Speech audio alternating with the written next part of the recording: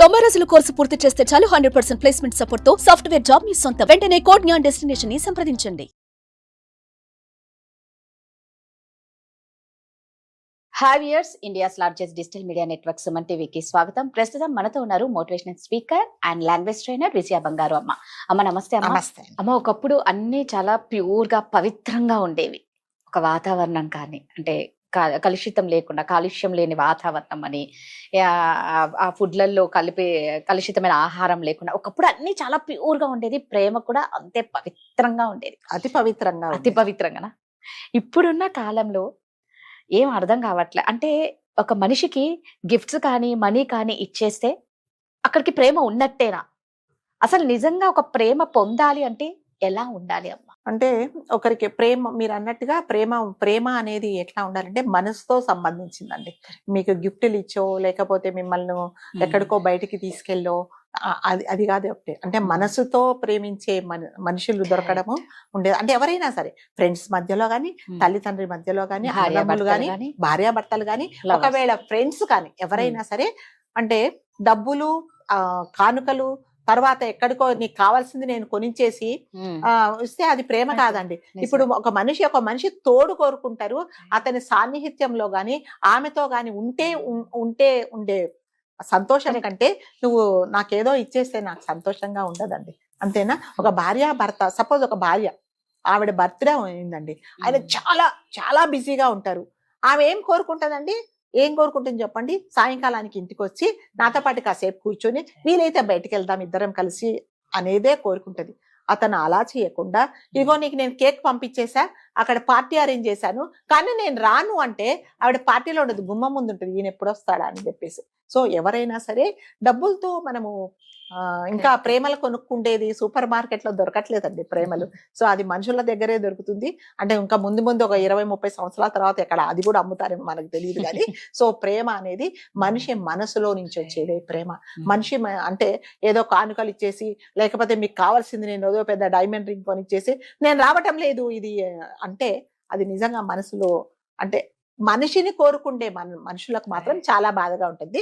గిఫ్టులు కోరుకుంటే వాళ్ళకి నువ్వు వస్తే వచ్చావు, లేకపోతే నాకు గిఫ్టులు పంపించానే వాళ్ళకి అవసరం ఏమి ఉండదండి.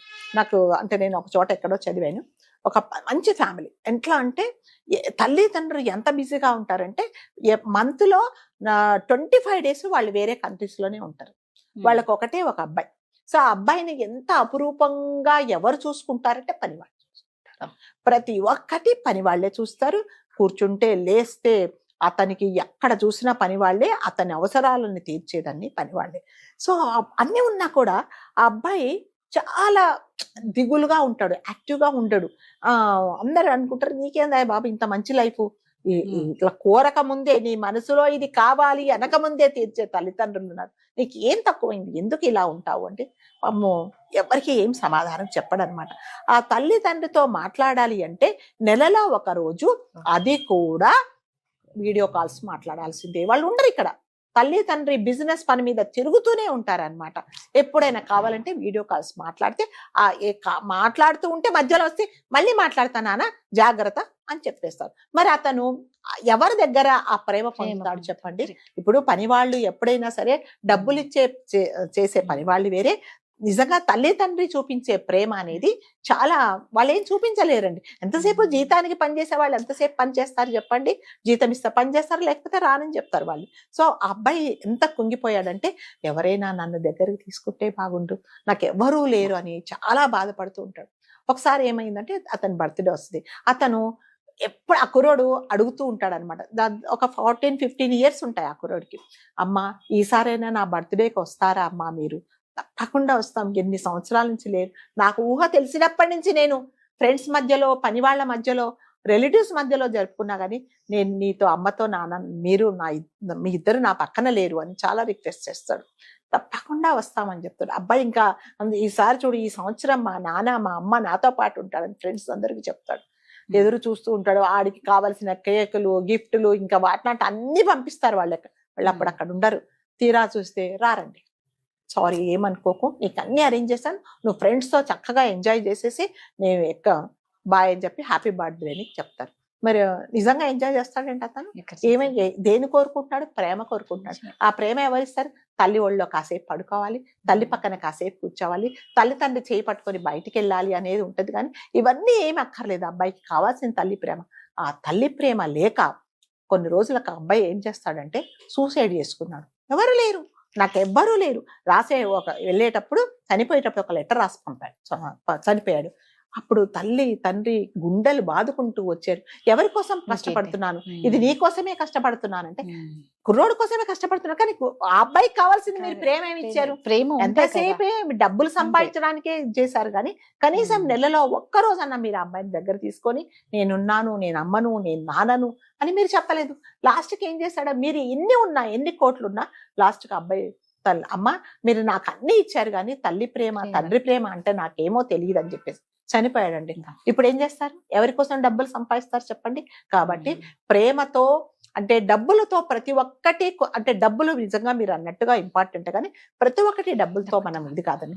మనసుకు సంబంధించింది ప్రేమ. అంటే గిఫ్ట్లు ఇవ్వగానే సరిపోతుంది అనేది కొంతమంది ఉండొచ్చు. అది ఇప్పుడు ఈ కాలంలో చాలా మంది తయారయ్యారు అట్లాగా. నా బర్త్డే బాయ్ ఫ్రెండ్ ఉంటే నా బర్త్డే అంటే నేను రాలేనంటే పర్లేదు, నువ్వు రాకుండా పర్లేదు, నాకు పంపించేసేయి అంటే ఆ అమ్మాయి వాళ్ళ ఫ్రెండ్స్ తో ఎంజాయ్ చేస్తుంది ఉండొచ్చు. కానీ చాలా మంది అంటే నిజంగా ప్రేమ కావాలి అనుకుంటే వాళ్ళు మాత్రం మీరిచ్చే గిఫ్ట్లతోనో, మీరిచ్చే పార్టీలతోనో, మీరు పంపించే వాటితోనో వాళ్ళు సుఖంగా కోరుకుంటారు. అంతే.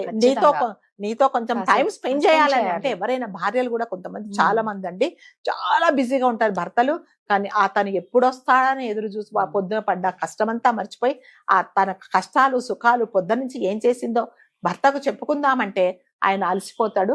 ఆ టైం కూడా ఇవ్వడండి. అలాంటప్పుడే భార్యలు తప్పుదారులు పడతారండి. అంతే కదా. ఎక్కడైనా ప్రేమ దొరకకపోతే ప్రేమగా మాట్లాడితే అంతే, ఆ ప్రేమ కోసమే వాళ్ళు వెళ్ళిపోతారు. చాలా మంది ఇంట్లో పిల్లలైనా అంతే కదా. తల్లిదండ్రులు సరిగ్గా ప్రేమ చూపించకపోతే ఎవరు ప్రేమ చూపిస్తే వాళ్ళు వెళ్ళిపోతారు. ఆ ప్రేమ నిజమైందా కాదా అనేది పిల్లల తర్వాత వాళ్ళు తప్పుదారిలో వెళ్ళినప్పుడు వీడు నిజంగానే వీడు ప్రేమగా లేడు, ఏదో నా డబ్బుల కోసమో నా శరీరం కోసమే ఎన్ని రోజులు ప్రేమగా ఉన్నాడు అంటే వాటింటికి జరగడానికి కారణం తల్లిదండ్రులే. సో ఎప్పుడైతే మన పిల్లల్నే కాదండి ఎవరైనా ఒకరి మీద ఒకరు నిజంగా స్వచ్ఛంగా ప్రేమతో ఉంటే గిఫ్ట్లు కాదండి, మీరు ఏమి ఇవ్వకండి, దగ్గరికి తీసుకోండి అంతేనా. నేను నీకున్నాను అనే మీరు ప్రేమగా ఉంటే నిజంగా దే ఫీల్ మోర్ హ్యాపీ అండి. సో డబ్బులతో కొనలేనిది ఏంటి అంటే ఇప్పటి వరకు ప్రేమ మాత్రమే. ఆ ప్రేమ స్వచ్ఛంగా ఉండాలి అంటే మీరు వాళ్ళతో నేనున్నాను అని భరోసా ఇవ్వండి. ఇవన్నీ మీరు ఏమి ఇవ్వకున్నా పర్లేదు. ఈ సంవత్సరం నేను ఏమి ఇవ్వలేనమ్మా నీ బర్త్డేకు, కానీ నీతో ఉంటాను నేను అంటే సంతోషపడతారా? లేకపోతే నాకు అవసరం లేదు నువ్వు వెళ్ళిపో నాకు అది తీసుకొస్తేనే రా అనేవాళ్ళు చాలా తక్కువగా ఉంటారండి. సో అలాంటి వాళ్ళ కోసం అంటే ఇప్పుడు మీరు ప్రేమ చూపించకపోతే బయటికి వెళ్ళి వాళ్ళు వెతుక్కుంటారు. వెతికి వాళ్ళు మంచి దారిలో వెళ్తారో చెడ్డ దారిలో వెళ్తారో దాన్ని అన్నిటికి కారణం ఎవరంటే మీరే అవుతారు. భర్త కానీ భార్య కానీ ఎవరైనా. కాబట్టి మీ ప్రేమను కోరుకునే వాళ్ళకు మీరు కూడా ఆ ప్రేమను పంచండి. గిఫ్టులు మాత్రం కాదు. గిఫ్ట్లు పంచి దగ్గరుండి పంచి వాళ్ళతో స్పెండ్ చెయ్యండి. పర్వాలేదు, మీరు గిఫ్ట్ ఇవ్వకుండా పర్లేదు. గిఫ్ట్ ఇవ్వకపోయినా పర్వాలేదు. వాళ్ళు నాకు గిఫ్ట్ కావాలనరు, నీతో పాటు నేను కాసేపు ఉంటాను అని చెప్పండి. ఎంత హాయిగా సంతోషంగా ఉంటారు. Thank you. సుమన్ టీవీలో మీ పర్సనల్ అండ్ బిజినెస్ ప్రమోషన్స్ కోసం కింది నెంబర్కి కాంటాక్ట్ చేయండి.